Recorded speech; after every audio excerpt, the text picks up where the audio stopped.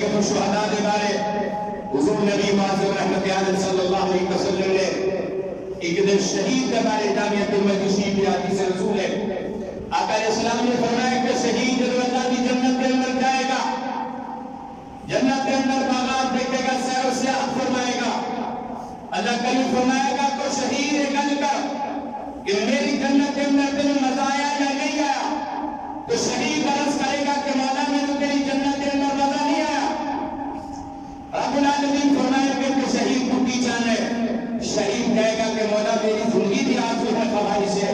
کہ میں نے دوبارہ پھر زندگی عطا فرما اور دوبارہ زندگی کو بعد پھر میں تیرے دین واسطے پھر جہاد کرن جاواں۔ اور شہید اللہ کی بارگاہ میں اندر عرض کرے گا کہ مولا میری زندگی کی خواہش ہے کہ میں زمین پہ جب دیکھا ہوا دشمن کی تلوار میری گردن پہ ہو گئے، اور جب دشمن کی تلوار میری گردن کے اوپر ہو گئے، دشمن تلوار چلا رہے ہوئے، اس ویلے میری نگاہ جس سامنے